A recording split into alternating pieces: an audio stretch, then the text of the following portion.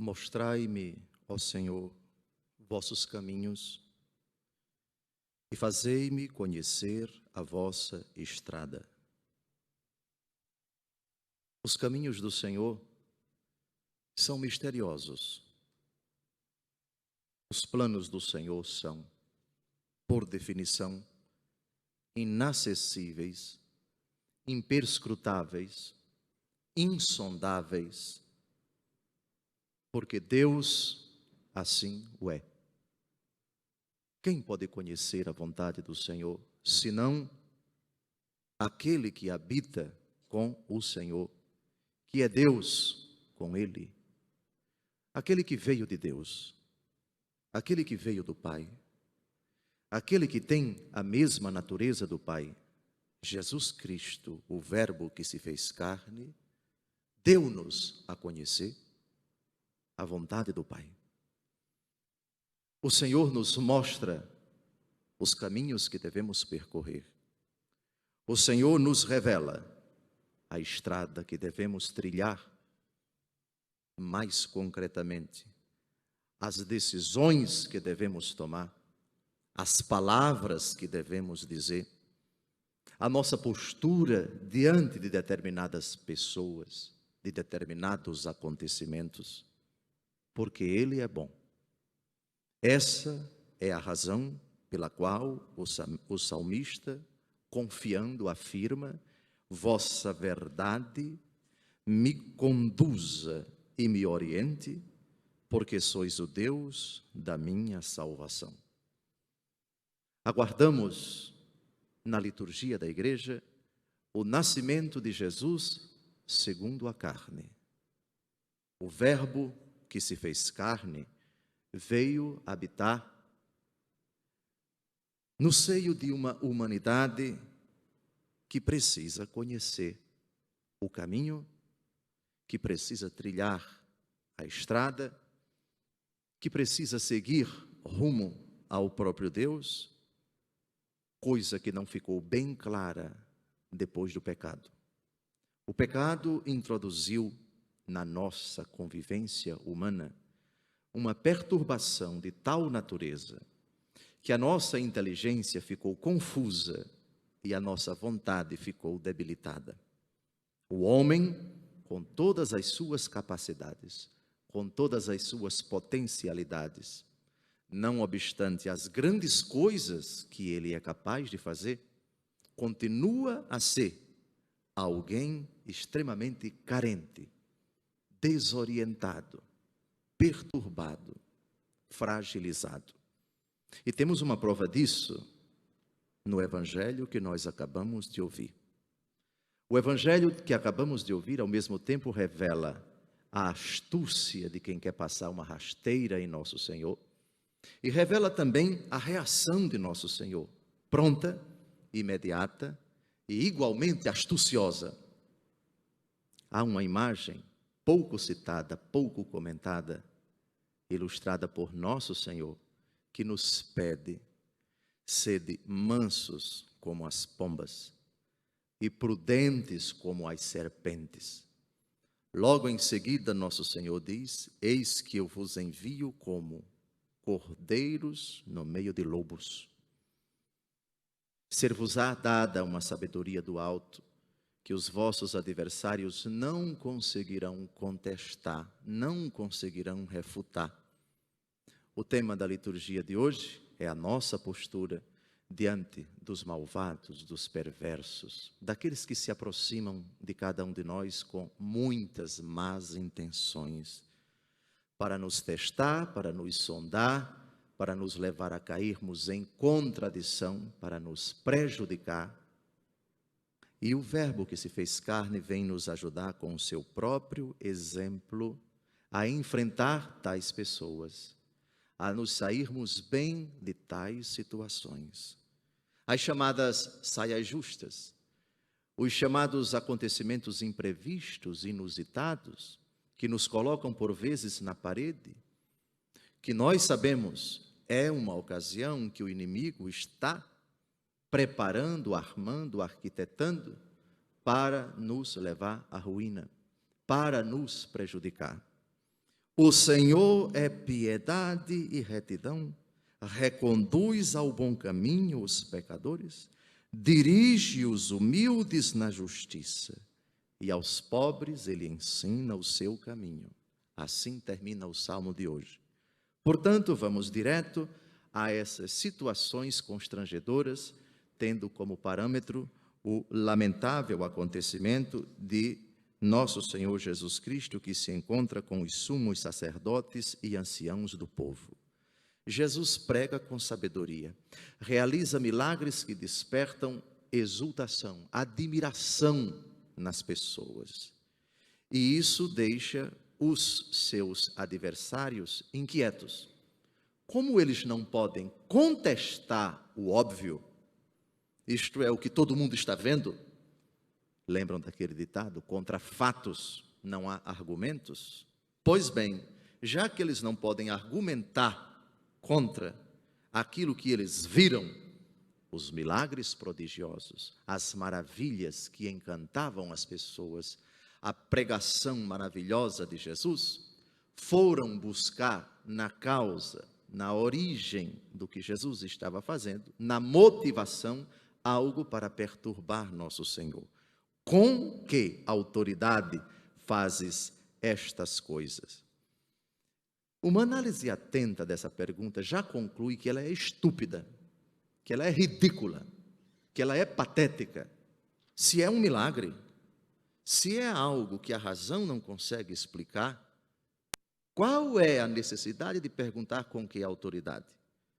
Se o milagre fala por si, e um milagre não pode vir senão de Deus, para que essa pergunta?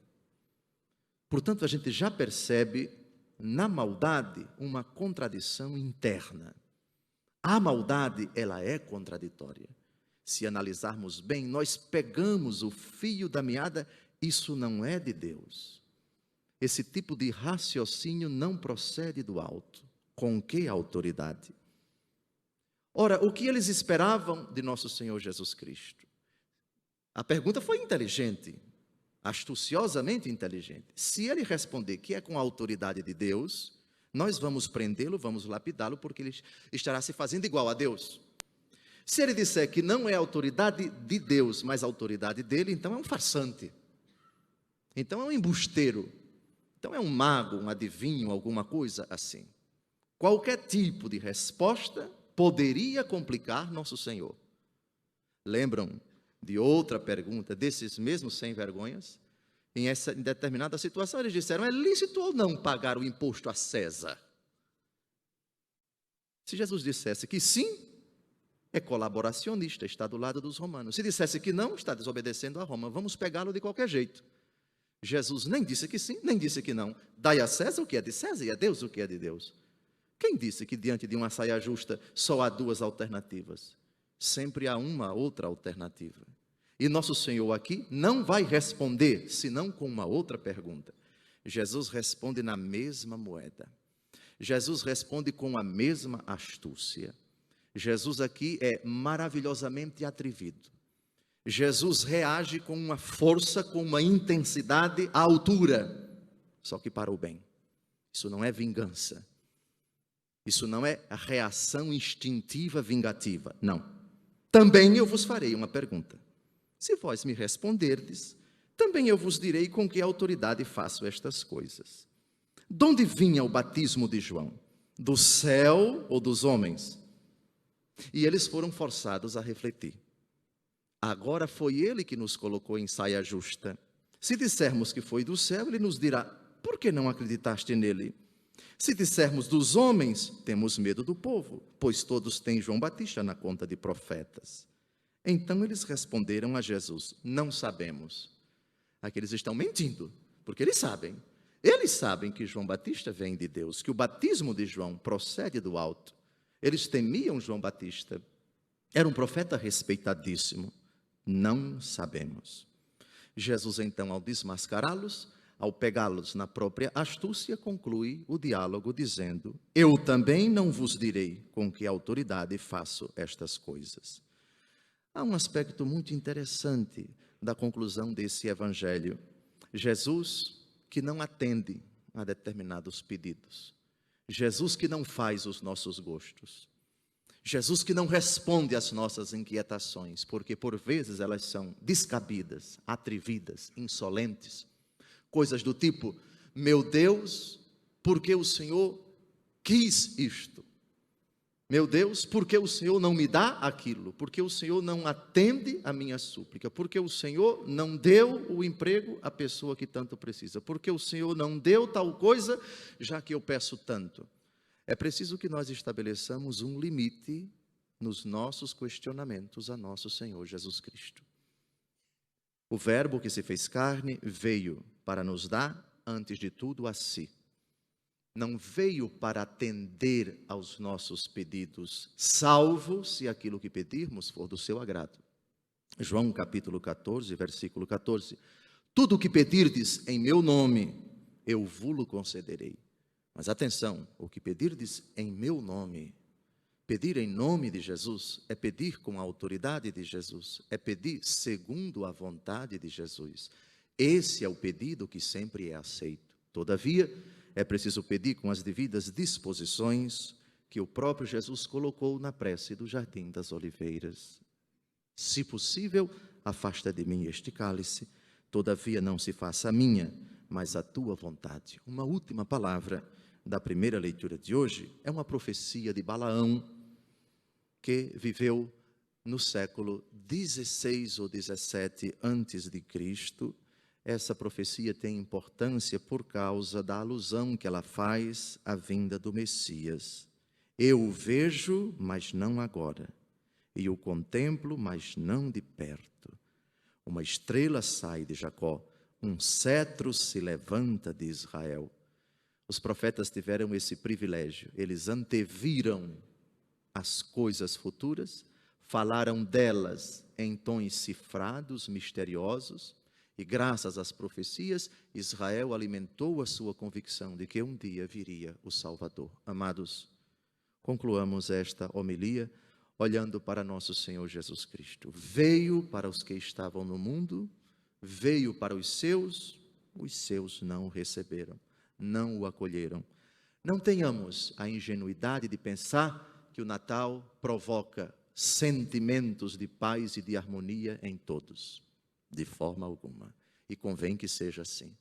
Não por acaso, quando os magos do Oriente chegaram para procurar Herodes, onde está o menino? Viemos adorá-lo. Sabem qual foi a reação dos habitantes de Jerusalém? Ficaram todos perturbados. Nesse Natal, de novo, o poder das trevas se irrita, se inquieta. Trata-se de uma reação extremamente negativa. Jesus, o hostilizado. Jesus, o ridicularizado. Jesus, o ignorado. Eu achei tão interessante, passando de Pirassununga até São Paulo, era noite, eu retornava para Santo André, para a casa da minha tia. E passei na frente de uma casa, digamos assim, do pecado, não vou dizer o nome dela, e ela toda ornamentada, promoção de Natal, R$35 a hora, promoção de Natal, olha que interessante, promoção de Natal. O Natal, que não significa nada para muitas pessoas. O menino que vai nascer da Virgem Maria é Deus Salvador, é aquele que vai derramar seu sangue na cruz por nós. Está longe de ser uma unanimidade, e é bom que não o seja. Assim os corações serão provados. Assim cumpre-se a profecia do sacerdote com o menino Jesus nas mãos, dirigida à Virgem Maria. Esse menino será um sinal de contradição para muitos em Israel. Jesus contradito, Jesus contestado, Jesus rejeitado, Jesus humilhado, venha até nós. Se Jerusalém inquieta, não te aceita. Se está sendo preparada uma grande chacina para matar os inocentes por causa da tua vinda, nós queremos acolher-te no íntimo do nosso coração. Nasce Jesus dentro da nossa alma, que com a graça tua, graça que nos foi dada pelo teu sangue, com a força do teu Espírito, nós não queremos perder. graça que nos leva, graça que nos ajuda, graça que nos motiva a vivermos nesta vida sempre na fidelidade a Ti, enfrentando, se for o caso, também os Teus adversários, aqueles que Te hostilizam, mas não nos envergonhamos jamais de Ti. Queremos ser fiéis a Ti. Dá-nos o discernimento, a sabedoria, a ousadia, a coragem para enfrentar o poder das trevas, para que este mundo que é Teu e sempre o foi, não repouse sob o poder do maligno, mas seja Teu, porque Tua é a honra, Teu é o poder, Tua é a glória, com o Pai e com o Espírito Santo. Amém.